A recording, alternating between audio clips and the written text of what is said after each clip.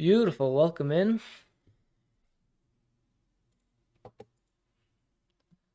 Let's give it just a couple minutes, see who else comes on in. And as always, I'll provide the link in the archive.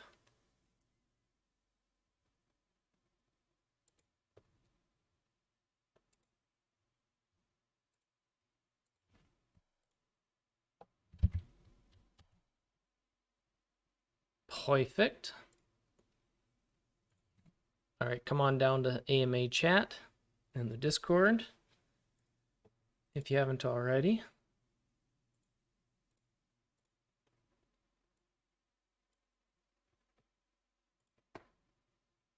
Let's see who's all in here. We got Doug, Unhype, Chris, Silver Fox, Cup. I'm not going to try to pronounce your full name. I'm sorry. YL Atticus, Team Clara. Welcome back. Oxy, Youst, Salawa, Skylar Thorderson, and Jay Bloomer. Everyone, welcome. And again, come on, hang in AMA chat. Got a few different things we can cover today.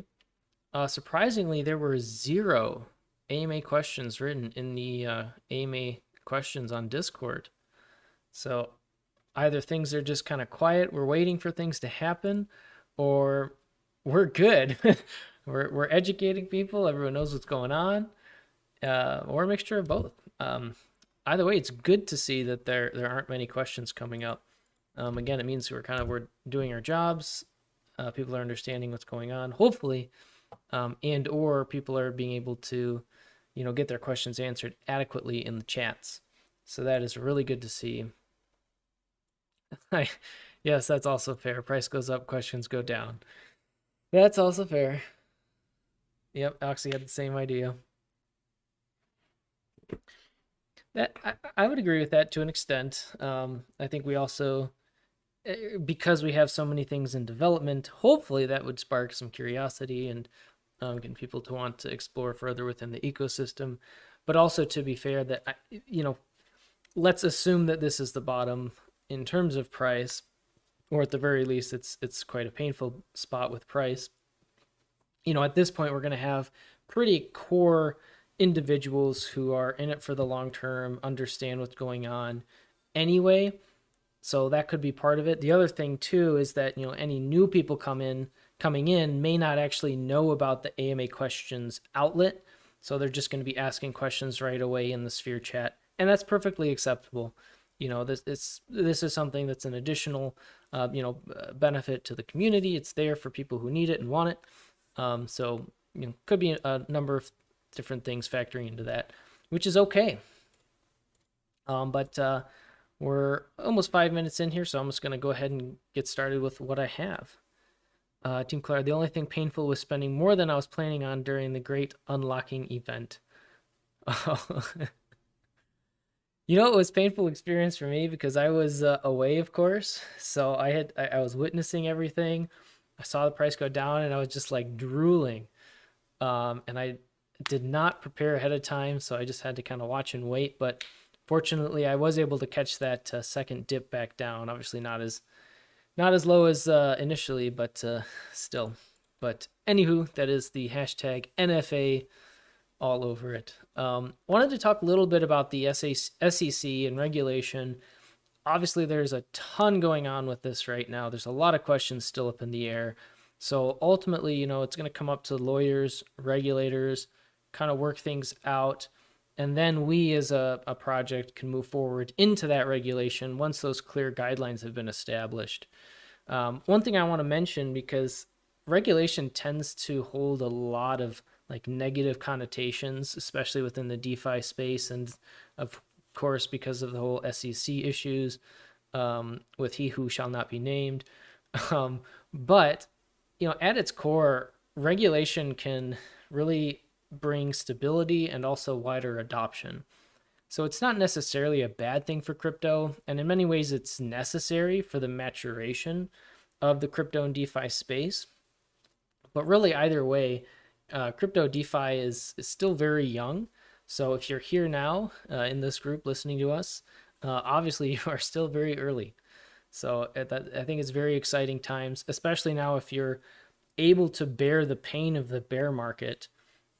Time and time again, we have seen with cyclical markets that things eventually go back into a boom. So we're kind of in the midst of those times. There's a lot of questions, there's a lot of fear, uncertainty, and doubt.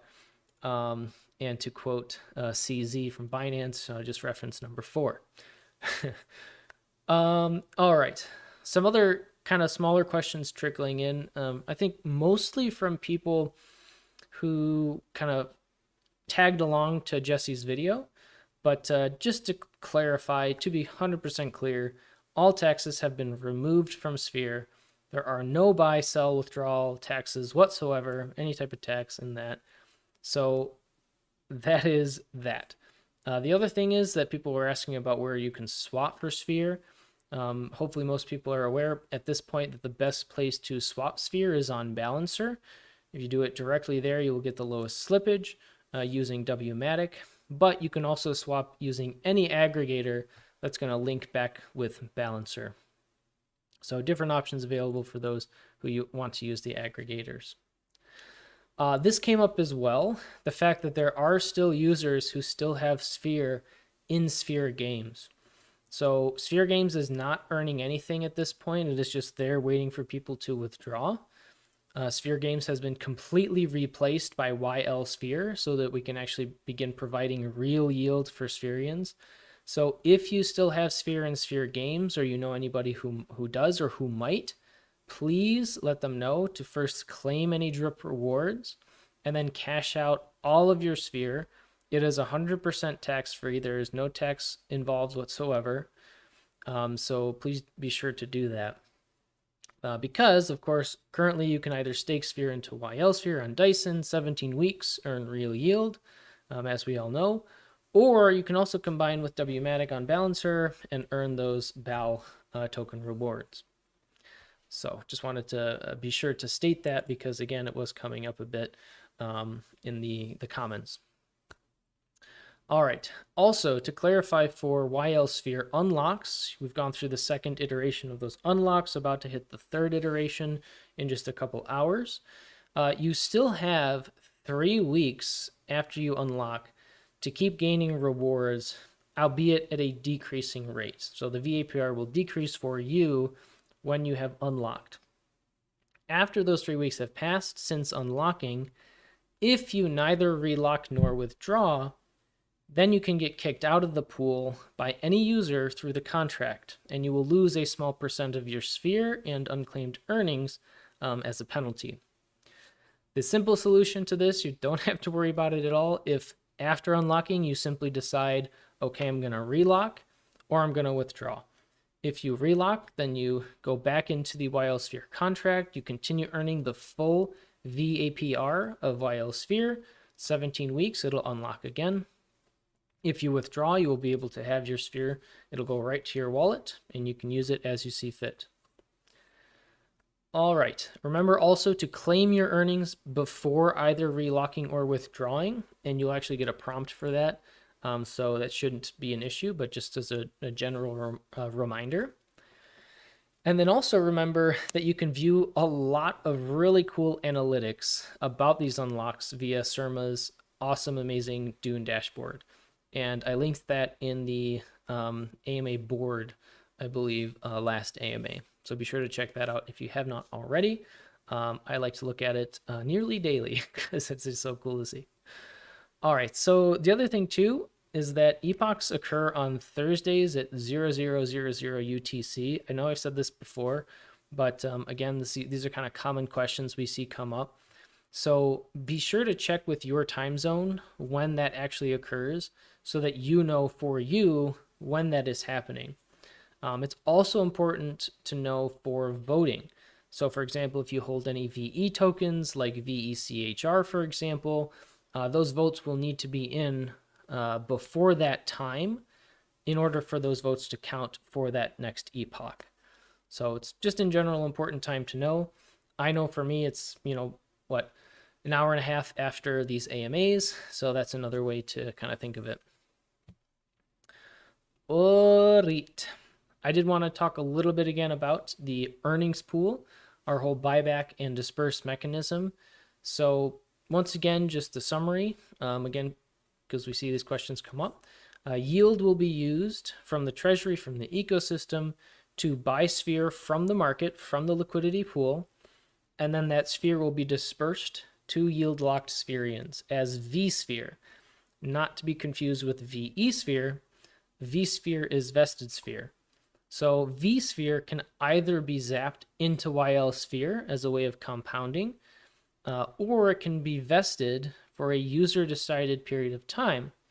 And the longer you choose to vest, the greater the percentage of sphere you will receive, and the remaining sphere is burned. So basically what this allows is that users who are okay with a longer vest period can vest it and have it go through that time. They can receive the sphere. But users who wish to claim liquid capital more quickly are able to do so just at the cost of burning a % of their sphere tokens. So then this also introduces a burning mechanism that can gradually help to reduce that circulating supply of sphere over time. So obviously this is different from the burn mechanism we had previously, and we did mention that burns would come back just in a different way. So I think this again highlights the shift in focus of the ecosystem towards real yield, and these burns are kind of ancillary, secondary. They are not the primary focus. They are still there, they still exist. There's a means of doing them to help kind of trickle down on that supply. But again, it's just not the main focus because we want to be able to provide yield for Spherians. In general, this newer buyback burn mechanism, even though it's technically a buyback disperse and then user burn mechanism, it's much more capital efficient for the ecosystem as a whole, right? Because instead of the treasury buying back and burning directly, those buybacks can contribute to the yield of Spherians, which is what we want. All right, let me pause there. I see a few of you here. Anything about those topics I already discussed that you have questions about, want me to dive more into? I do see something in AMA questions, so I'll hit that a little bit later, but I will get to it. Team Clara, do we know if you zap your vSPHERE into YL after your lock is up, does it stay a vSPHERE that you can either zap again or vest? So I believe once you zap it into YL-sphere, it then follows the rules of YL-sphere. But those mechanisms are not set in stone yet. So once we have that information to share, we'll be sure to share it.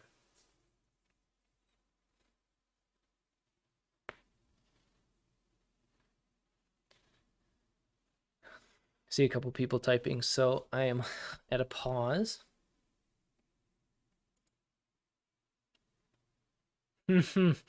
Draken, this literally is the next thing I wanted to talk about, so let me jump on that. So I've seen questions about people wanting to estimate or wanting an estimate on the daily buyback value for Sphere, the % yield of vSPHERE, and this is something that's going to vary significantly over time depending on many different factors, and ecosystem yield and the % of YL-sphere yield that is allocated to vSPHERE, those two are going to be the main factors. So it is very difficult to say this is going to be how much vSPHERE you receive over time because it's going to vary. It's going to constantly be changing, just like how the VAPR of YL-sphere is constantly changing over time.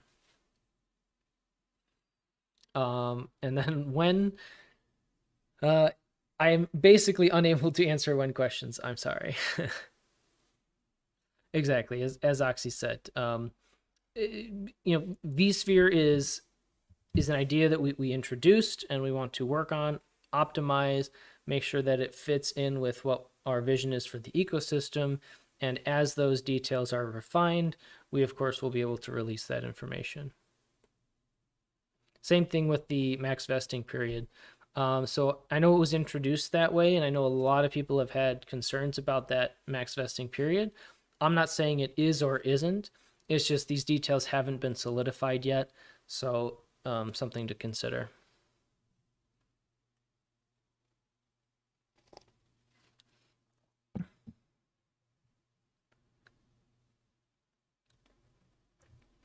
But yeah, I do see your point, Clara. So basically, what Team Clara is saying is, if let's say that after once you receive vSphere, you can zap it into YL-sphere. But let's say that it stays vSphere after that 17 weeks.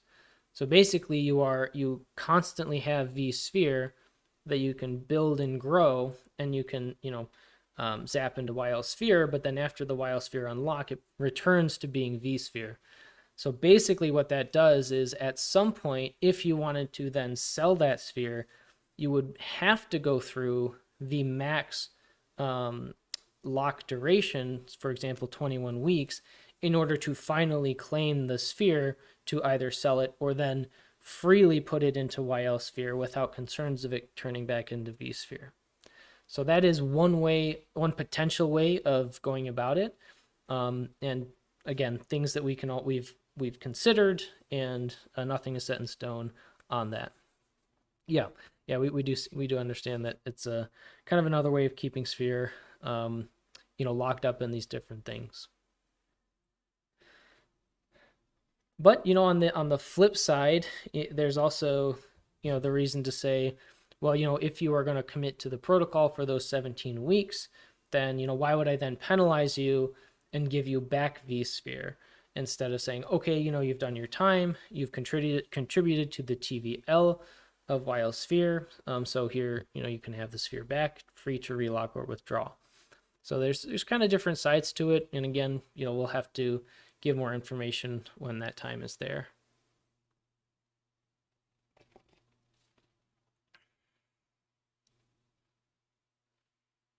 All right. Draken, will the funds used to buy Sphere and disperse as vSphere be pulled from the existing funds supporting YL-sphere? So if YL-sphere is currently 15% APR, would a portion of that be diverted to this, or would the vSphere purchase be in addition? Either way, it would have to come from the funds supporting YL-sphere, right? Because we're talking about ecosystem, treasury yield that has to be funneled somewhere. So either it can all go to like Matic, for example, or we can kind of split it into multiple different sources, for example, Matic, ETH, USDT, vSphere. So I think I answered your question with that. Basically, yes, that yield has to come from somewhere, so we do have to kind of spread that yield out into the blue chip and vSphere. That being said, of course, we're continuing to work on expanding the ecosystem so that we can generate more and more yield for locking Spherians. And then your second question, when zapping vSphere, will it zap all earnings, including Matic and so on? No. So it will have its own separate zapping system. And for that exact reason of it, it offers another way to compound Sphere without then having to use your blue chips unless you want to compound with those blue chips as well. So no, it'll be its own unique system to be able to click and zap the vSphere specifically. Basically just kind of giving you more options for what to do with your the yield that you're receiving. Good questions, good discussion points. All right. Yeah, I think I mentioned that. I'm just looking at my notes. One thing I guess I'll mention. No, I think I mentioned it. Just about the vAPR sphere of YL-sphere, how it can vary significantly over time, which we've talked about before. That can depend on the TVL, the price of sphere, the available yield, which is another reason why it's so hard to say, hey, this is going to be how much vSphere you're receiving versus other yield. It's just difficult to say and still being tweaked. On that note, Dyson's been evolving. It's not been stagnant. We're building partnerships. We're expanding its reach with liquid wrappers. And with these updates and fixes, occasional things may appear off, or as was the case today, the site was temporarily down. So we appreciate your patience on these matters. Please know that we are working quite hard behind the scenes to continue improving Dyson in multiple ways. And one example is we recently discovered a bug on the Dyson server that was affecting the TVL, and that's been resolved. In case you noticed that Dyson's TVL is around $2 million higher than it was just earlier today, and that is why. So again, just working on fine-tuning everything. I did want to mention this again because it's a pretty exciting aspect of Dyson, which is, of course, the integration of Dyson with Preon with the gated Uniswap v3 vaults. So with these specific gated vaults, the swap fees from the underlying Dyson LP will be sent as auto bribes for VE Preon holders.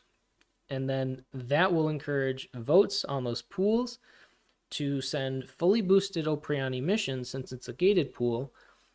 And then, because $1 in bribes typically yield more than $1 in emissions, what you get is a much more efficient, a higher yield producing solution for concentrated liquidity. So you get more capital efficiency and more profitability for liquidity providers.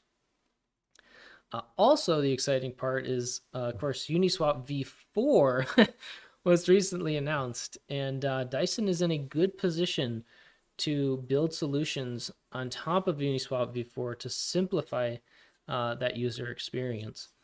So you know that we will be tapping into that as well. I'm sure you've noticed, and I think I mentioned it last time, the Dyson Analytics are available now. We can see historical APY, historical TVL, and more metrics and analytics are in the works.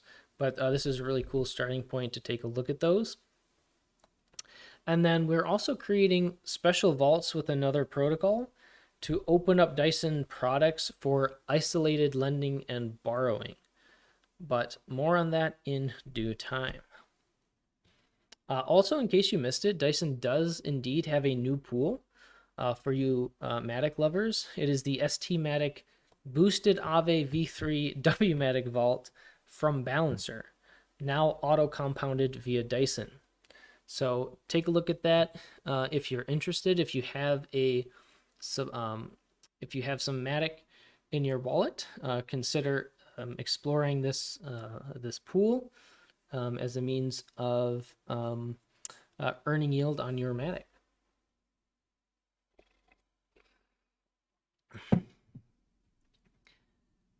Very likely good times to accumulate Matic. Hashtag no financial advice. Of course. All right. I know. When Balancer boosted Dyson pools. Oh, the when questions. Let me try to describe. Getting a when question is kind of like getting a flaming arrow just right in the heart. It's just I just can't. Jokes aside, it's very difficult for me to answer when questions simply because there's so many things in the works, and there's so many things that are being tweaked that it's hard to give specific time frames because we don't know, XYZ may occur and we want to optimize something further, or another idea may come while working on something that we see as a necessary improvement that then delays things. There's so many different potential factors that can go in to when something finally launches, goes live. So for me, kind of as the, doing this role in terms of community outreach and education, is basically impossible for me to answer these when questions. So I do apologize for that.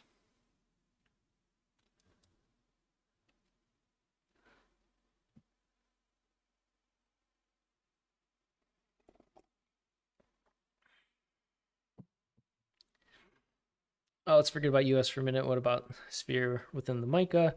What challenges does the new EU regulation bring to Sphere? Again, I'm not a lawyer, so it's challenging for me to talk about these things, but just in general, we need to wait until our lawyers, regulators can give clear guidelines and these things have been fully established, at which point we can move forward within those regulatory frameworks. So, as a whole, nothing has changed in terms of how we are progressing forward.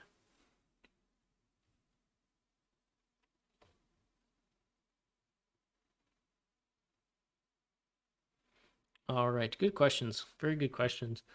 One thing I wanted to talk about is we do still get questions from time to time about people asking how to view the rewards for their Dyson Uniswap V3 position deposits. So to those folks, remember that as a Uniswap V3 liquidity manager, Dyson that is, the rewards for those LP positions come from Uniswap V3 in the form of both tokens from swap fees. So like WETH USDC, what you're accumulating is WETH and USDC. Those swap fees are accumulating on Uniswap, and Dyson will take those, claim those swap fee earnings, and compound them back in your position on Dyson. So your position will automatically accumulate yield. It's going to compound back into that position. So there are no rewards to view in that sense or claim. Always remember there is still the risk of impermanent loss, which is amplified with concentrated liquidity. But Dyson does route through 1 inch for the lowest possible slippage across all ALMs. So that is a unique thing of Dyson. Also, this came up is the question of BPS again. So remember that BPS refers to basis points, which refers to the fee charged per swap.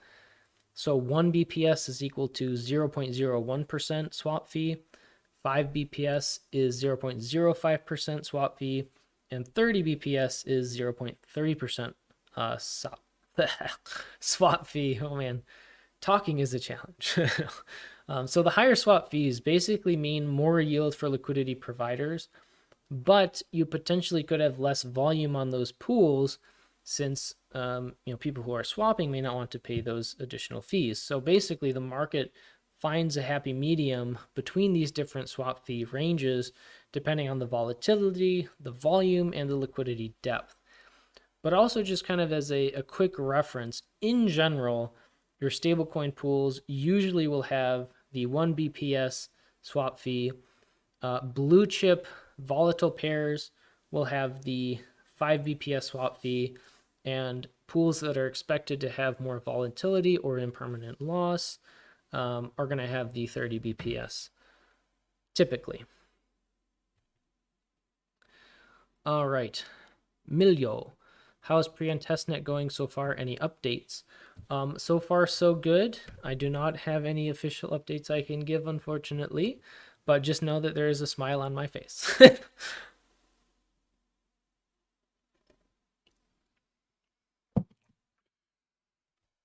All right. One thing I saw in the chat was a question about the difference between vSPHERE v3 and Uniswap v3. So I just wanted to say and kind of state this, that these are completely separate entities, and the v3 only refers to the version of each project.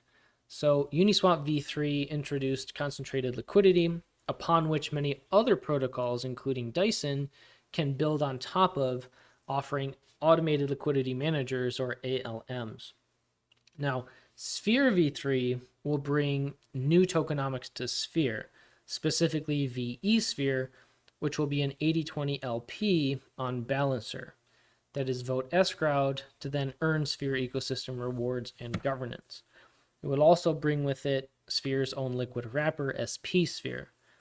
So the v3 just refers to the iteration of the protocol, and otherwise they're unrelated. I guess the only thing that you could really relate them is because Dyson's Uniswap v3 vaults are part of Dyson, and vSPHERE v3 or vSPHERE will earn yield through Dyson, that then you can say, well, vSPHERE v3 will earn yield from Uniswap v3. That's about as best as you can combine them. I already mentioned this, but Jesse Eckel, of course, recently published a video describing his investing experience with vSPHERE and the reasons why he is bullish on the project, which was really cool to see and watch. So be sure to check it out if you haven't already. And there's a lot of discussion about the contribution the video had to the recent price action. And I know he is very, very much insisting and telling people, please do your own research. And that is something I say as well. So please bear that in mind. All right. I'm going to get to the AMA question, but I do want to talk a little bit about Preon, just kind of some reiterations, but also something that Sim had mentioned that I haven't spoken of specifically, but I think it's cool to mention. So first and foremost, we have seen questions asking what makes Preon different than other CDPs. So first, it is the first of its kind type of protocol that actually integrates VE33 tokenomics into a stablecoin protocol. So the CDP mechanism is familiar, right? You're depositing ETH, you're borrowing a stablecoin, STAR, but Preon will also have a volatile token called Preon, and Preon tokens can be vote escrowed as an 80/20 LP to create VE Preon. And VE Preon will be able to vote on these STAR LP gauges that are built into Preon, which will then earn OPreon emissions. So this will incentivize STAR liquidity from the get-go. And then OPreon is also something that's unique. It's essentially a call option for Preon that can be combined with ETH to receive liquid Preon.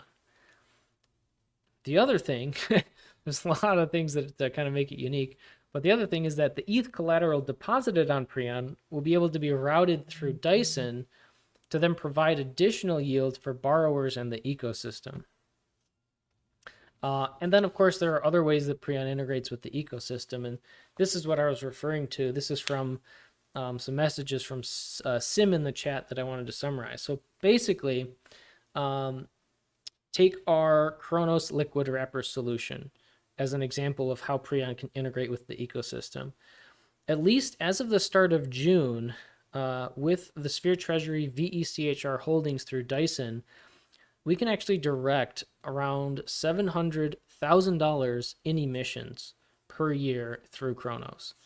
So if we take only 30% of that, just 30%, and direct around $200,000 in annual emissions to a STAR USDC pool, and we assume that a satisfactory APR of yield on that pool would be 5%, then we would actually be able to incentivize over $4 million in TVL starting on day one for that STAR USDC pool. So this is going to be a 50-50 pool, right? So that's 2 million in STAR and 2 million in USDC. So where does the 2 million in STAR come from? Well, remember, you have to deposit ETH in order to borrow STAR. So if you assume an average LTV of 50% on the borrowing, meaning $1.50 of wrapped ETH deposited in Preon for every $1 of STAR borrowed, that would be around 3 million of ETH routed through Dyson on day one, excluding any sort of bribing system or even Preon tokens needing to be live. So that is the significance of vSPHERE's healthy treasury, and especially the significance and power of building these relationships with other projects, which is something that vSPHERE has been doing this entire bear market. So I think that's pretty cool. And to actually put some numbers to it and think about it in that way, of course, is pretty impactful. So Preon's growth potential is quite significant, especially when new platforms and bribes go live. And again, since the collateral from Preon is being farmed in Dyson, of course, the entire ecosystem benefits, including vSPHERE, because once again, vSPHERE, locked vSPHERE, is receiving yield from Dyson. It all links together. This is why I always go back to that concept of a clock and putting different cogs in place. And then once you have enough cogs in place and things start ticking, it just gets very interesting. So that is what I have to say about that. I see an AMA question, so let me go in. I thought there was.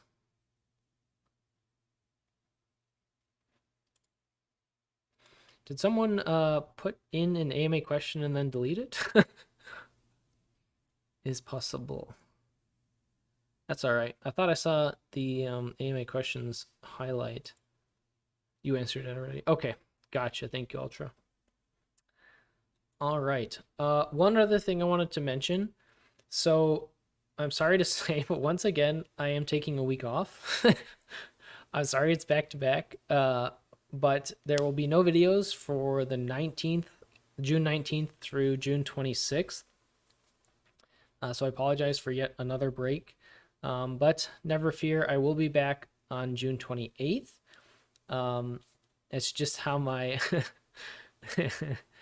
it's just how my scheduling worked out. I'm sorry, Oxy. Well, I feel bad because I know it's back to back. But hopefully the way things with how things have been going, we can kind of keep things going steady. Of course, even when I'm gone, I cannot help but pay attention and read through every single chat everywhere. So I will not be gone completely, but I will not be able to post videos or do my scheduled AMA. So I do apologize.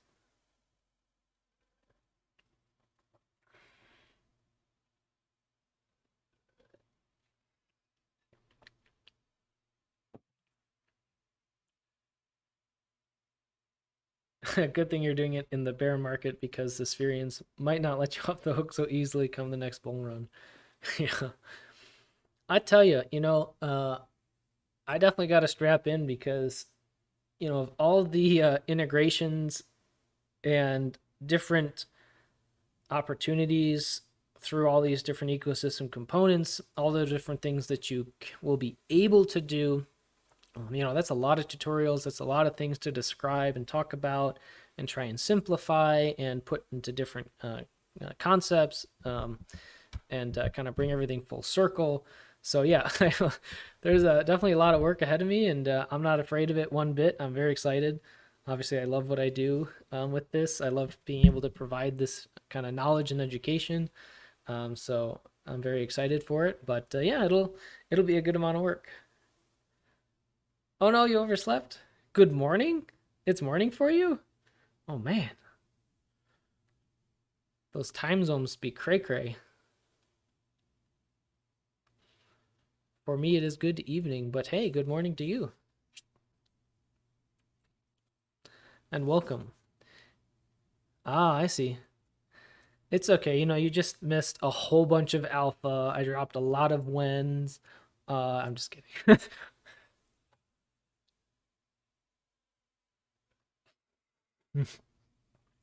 Yeah, I can't fool you. Well, good. Well, good. All right. Let me check in on who's here. So we got Doug. I'm Relica. Always distracted. I'm sorry that you're always distracted. That must be terrible. Truly. Chris, Silver Fox, Mark, MG Dan, Melino, Spivo, Draken, Yo Mama Fat, Team Clara, O Sinner, Oxy, Joust Ultra, DVK, welcome. Chris, Milio, J Bloomer, Darren, Tijmenk, sorry. By El Lego, Killer Beans, and Jay. Beautiful. All right. Well, does anyone have any questions? So far, the discussions you guys have come up with have been really good points and questions about tokenomics, regulation, of course. These are good thoughts, good questions. So anything else that's been on your guys' mind about Sphere, Preon, Dyson, Sphere Lend, things coming, general crypto markets and crypto market questions in general that I can do my best to respond to.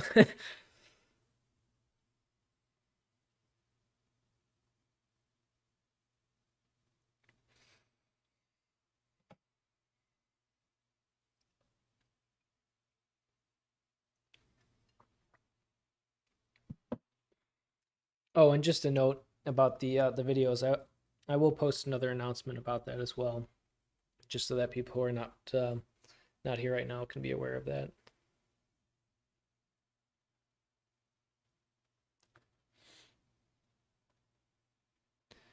Team Clara and Dora is typing. Dot dot dot. I might be in trouble next week because of PT. The weekly AMA ending is my signal that it's time to go and start voting. Oh, yeah, yeah. Well, hey, I'm sorry about that. Maybe you can put a notification on your phone. I do apologize. But I suppose that is a helpful little uh, aspect of the timing of these. Oxy's got you covered. Oh, weekly alarm. Okay. It's good. It's important. Because I tell you, and I'm sure you've had this before, most likely, when you miss a vote, it's just like the worst feeling. It's so disappointing.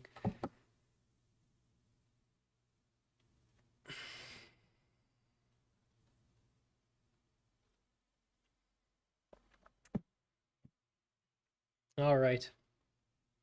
Yeah, exactly. Missing out on the bribes. All right. Very good. Well, I think we're pretty much coming to a close. I know it's a bit early, but I got through everything I wanted to cover in terms of summarizing, answering folks' questions. You guys, again, thank you for participating. You guys had some great questions, things to talk about here. Of course, we still have some time. So, again, if anything's on your guys' mind, I'd be happy to talk about it. Let's give it a couple more minutes here.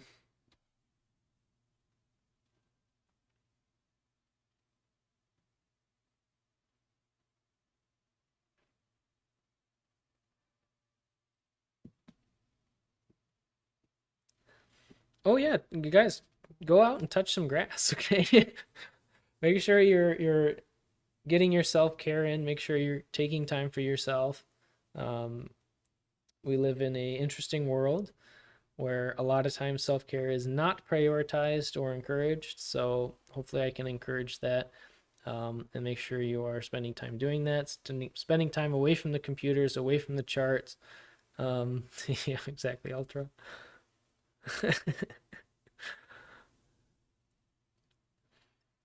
Any update for the Sphere wiki page? Seems a bit abandoned.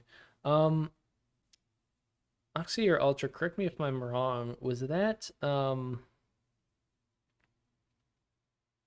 who was running that? Yeah, okay, it was Kato. So it's basically third party operated, outside of Sphere.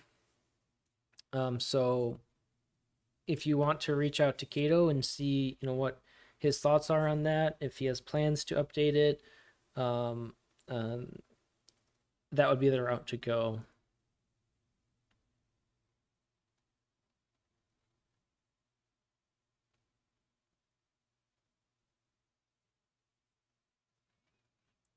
Has Lilo said another that's not alpha about updating the roadmap? Oh, I figured that's what you were saying. But no, I don't have any updates with the roadmap. I'm sorry. No, it's okay. I understood you.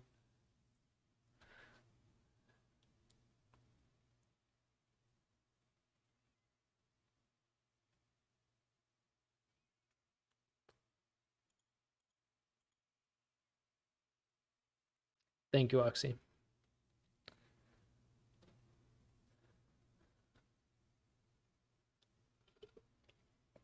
Yeah, there's a man. There's a lot going on behind the scenes, coordinating trying to get everything ready for Preon, including marketing and how we're going to roll that out. So just know that there's a lot of planning going on behind the scenes.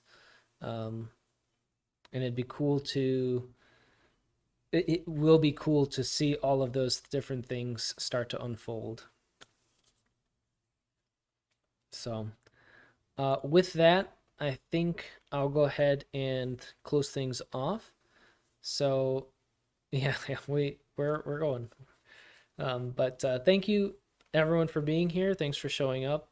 Thanks for participating. As always, I love seeing your questions. I love seeing you guys engaged. That's what I'm here for. That's what this is for. So, thank you for showing up, participating. Always remember that you matter for who you are. Again, I truly mean that every time. And yes, indeed, no AMA next week, no videos next week, but I shall be back on the 28th. Hopefully, you guys have some good questions then. Fill up them AMA questions so I can get into it. And yeah, I look forward to seeing everyone then. Take care and have a good rest of your day. Bye bye.